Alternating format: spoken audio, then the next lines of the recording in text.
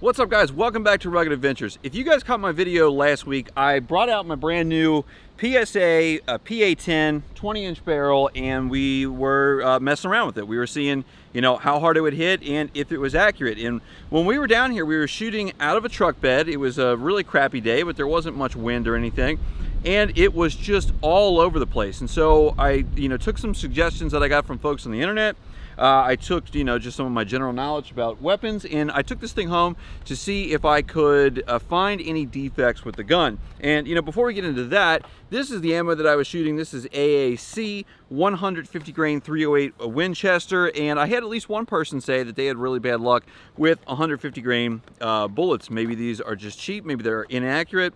I don't know what the case is, but today what we're going to be doing is taking me completely or as much out of the shooting sequence as possible, and then basically seeing if we are dealing with a firearm issue, if we're dealing with an optic issue, or if we're dealing with an ammo issue. And just kind of let you guys know what I did, I just went over the gun kind of front to back, especially with things like making sure that the barrel was seated correctly into the receiver, checking the barrel nut torque, checking all the torque on the optic, checking to make sure that anything was out of line, that the barrel was clear, that it was clean, that there weren't any bores burrs either here in the chamber or here at the tip that's going to be throwing this thing off. I didn't find anything like that. And so a friend of mine lent me their Bog Death Grip Tripod here. And so we're going to be doing two things today. We are going to shoot a few groups with this, and then we are going to go prone, try to rest the gun on bags and anything that we can to take as much of the movement out of the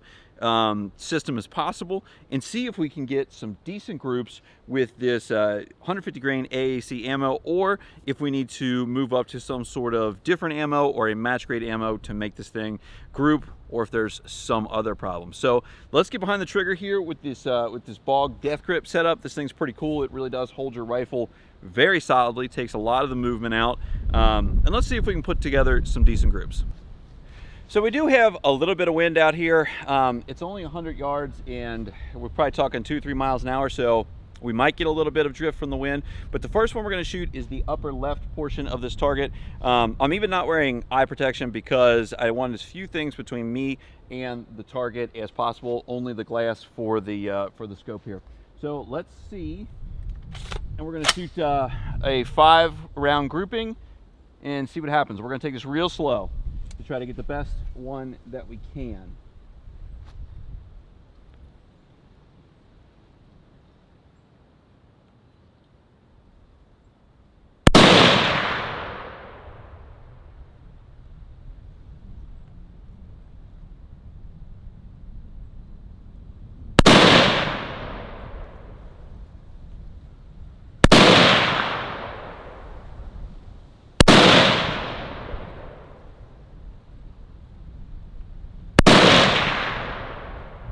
And I can already see from here, they're all over the place.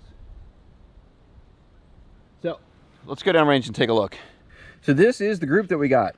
I was aiming right here, and we've gotten these. And these look like they're all in about the same row here, except for this one down here. And so, I honestly don't know how we're not hitting here. So after that awful first grouping, sitting on the Bog Death Grip Tripod there, we are going to try this from the most stable position that I can think of out here in the field, which is just prone, where I can dig my feet in, I can dig my elbows in, put the bipod down, rest it on the bag if I need to. We're going to put 5 shots into the upper right hand corner of a brand new target, and then just for reference, we're going to put a 5-shot group into the lower left hand side with just this simple M4 style Anderson AR-15 with an Eotech 512. I can't even, make out the grids on the target from this area. All I can do is just see the paper and hopefully put the rounds where I want them. In the previous little clip there, I was able to get them pretty much all within the lower left. And so we'll see what the difference here is, if we can even get these to go into the upper right. Now, I've, again, been tweaking this for about the last hour. I have it set as well as I can. I've rechecked that everything is tight. I have the parallax setting on 100 yards, which is exactly where we are, and it seems to be very clear and in parallax. And so let's see if this can put together a decent group at 100 yards.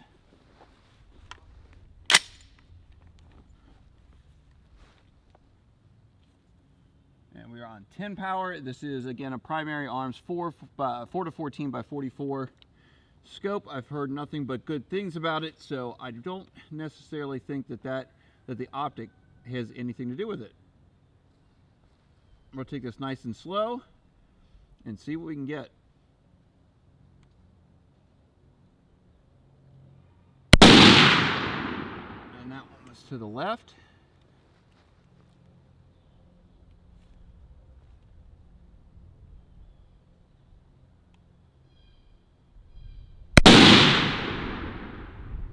That one was low.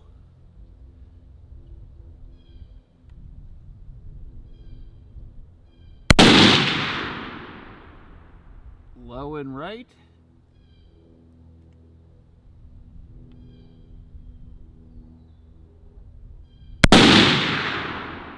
Very left.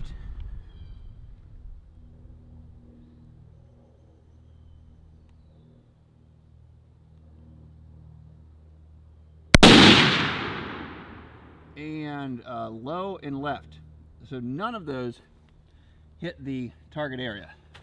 Now let's give it a try with this and not even really being able to see the target at all.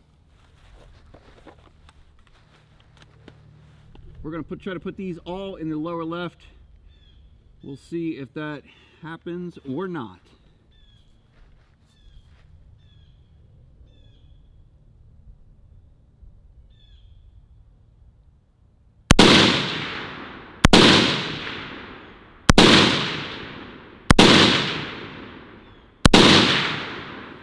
And let's go down and take a look at what happened. And you know, I was just kind of putting the dot on there and going quickly. So we'll see if this has a better hit percentage than that does. So here is our target close up. These 5 are our 308 shots. This is terrible. I was aiming right here. Every time I feel like I took my time, squeezed the trigger slowly, and that it was aiming right here, and we've got this giant thing. I don't even know how many MOA that is. That's like a million MOA.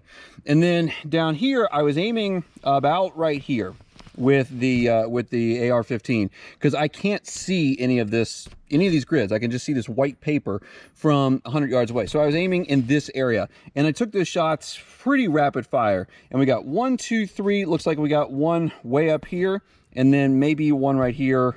Maybe it's this one right here. I'm not sure. We've shot this target a few times, but in general, I mean, we're basically looking at this much or so from a red dot, from just like, you know, an Eotech from 100 yards away, not being able to see the grid.